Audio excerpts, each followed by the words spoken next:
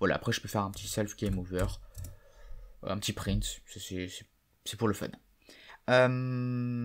Donc ça c'est bon. Ensuite il nous faut une autre petite méthode pour afficher. Alors j'avais pas pensé à ça, mais il me suggère ça c'est une bonne idée. Donc en fait, là, cette méthode elle peut être utile. Pourquoi ? Parce que ce qu'on va faire c'est que l'utilisateur il va cliquer à un endroit.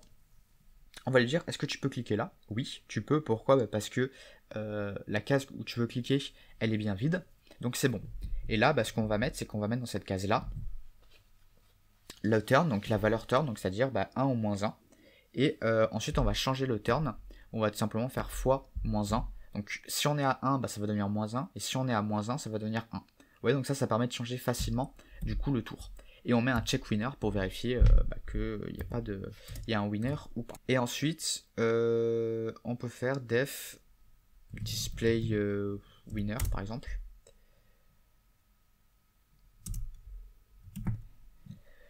Voilà, donc là on a une police qu'on charge en faisant font pygame égale à pygame.font.font.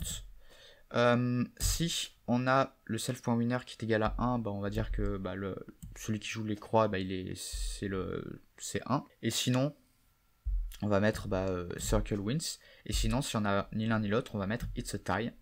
Et donc là, qu'est-ce qu'on met ? Donc on met le texte qu'on doit afficher, qui sera contenu dans le texte qu'on affichera après. True, je sais plus exactement pourquoi on met ça déjà, je crois que c'est pour dire oui on veut afficher. Et ensuite on met la couleur du texte.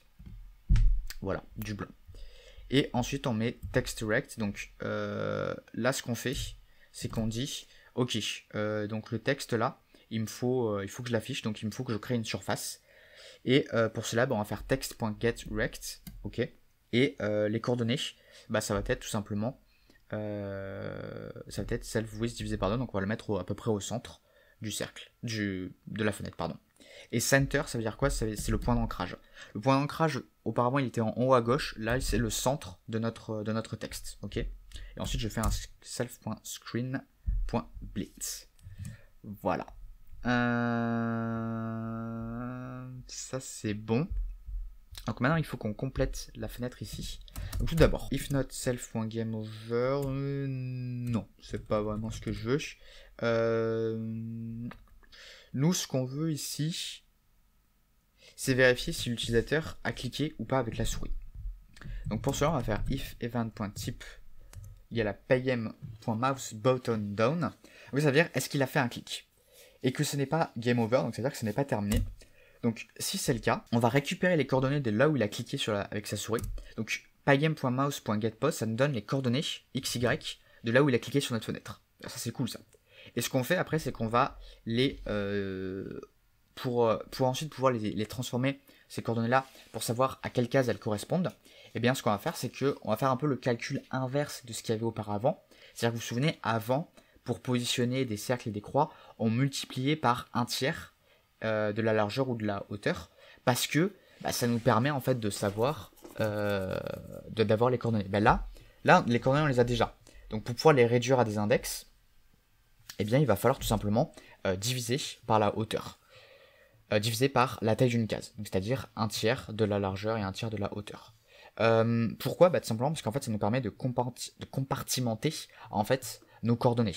Donc les coordonnées qui sont entre 0 et self height divisé par 3, eh bien si on les divise par une division entière, eh bien leurs valeurs vont être égales à 0. Donc ça va être du coup égal à l'index 0. Donc ça va nous permettre en fait de pouvoir accéder à la ligne 0, donc à la première ligne. Vous voyez le truc, voilà. Et pour les colonnes, pareil, c'est le même principe. Et ensuite, donc là, qu'est-ce qu'il nous a fait ? Il nous a fait un self.updateboard. Oui, ok, non, c'est bon, j'ai rien dit. Donc ça, c'est bon. Et ensuite, faut qu'on display le winner aussi. Donc ça, on va faire par exemple un truc du style if self.gameover display winner. Ok, on va tester ça. Ça risque de planter, c'est pas grave. Ok, donc bon, déjà on peut pas afficher, enfin on peut pas mettre un truc. Pourquoi? Donc là il va falloir un petit peu chercher, c'est normal.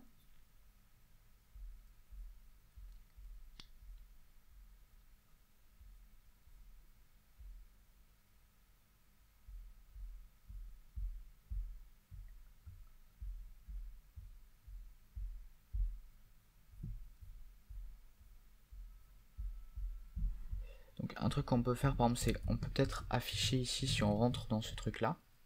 Mouse clicked par exemple.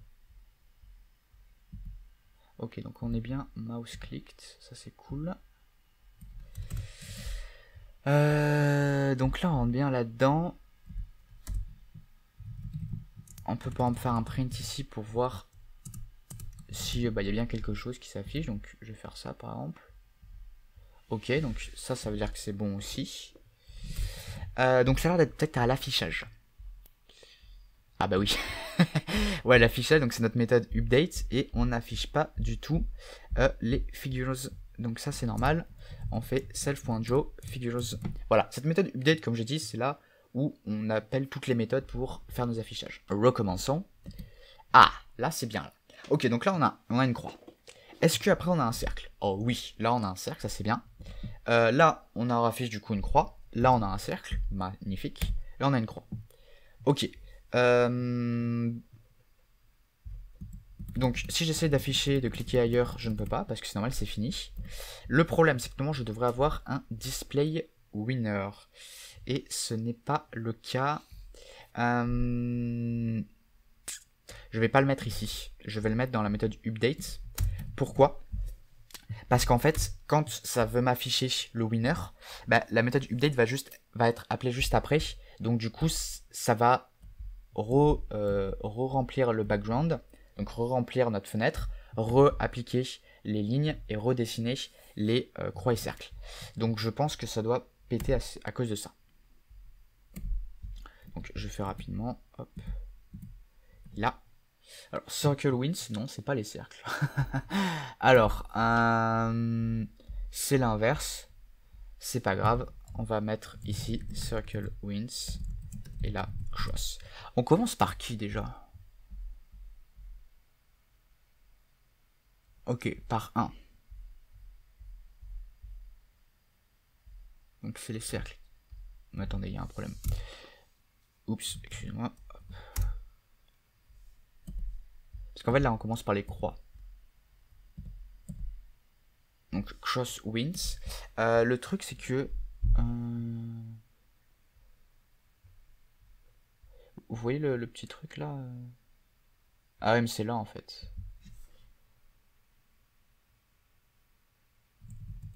Bon en vrai là c'est du détail, c'est pas important, c'est juste que... On va dire qu'on commence par les croix.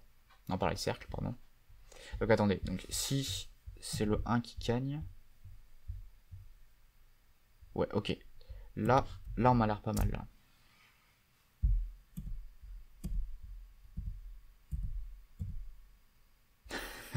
Ah ça rend fou. Pourquoi cross wins? Ah mais c'est là en fait. C'est parce que je change le turn et ensuite je mets le check winner. C'est après que je dois changer de joueur.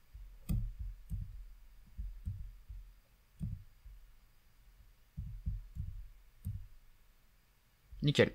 Ok, alors maintenant il va nous falloir une petite méthode reset pour juste réinitialiser le tableau en fait, hein, tout simplement. Hop.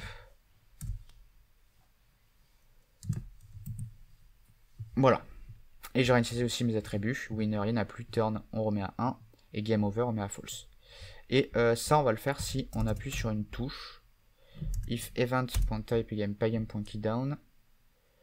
Et je vais mettre end self.gameover self.resets. Ok, on a l'air pas mal. Je vais enlever un petit peu le vide qu'il y a là, il me sert à rien. Ok, on est reparti. Donc on joue comme ça, comme ça, comme ça. Ok. Donc ça a bien réinitialisé. Ok, hop. Yeah. Ok, donc là on va faire gagner les croix. Hop. Nickel. Bon ben voilà, notre jeu est à présent terminé. Donc c'était cool de faire ça. Si c'est votre premier jeu, bravo, vous avez fini votre premier jeu. Évidemment, vous pouvez ajouter d'autres choses. Par exemple, là j'ai pas mis d'IA.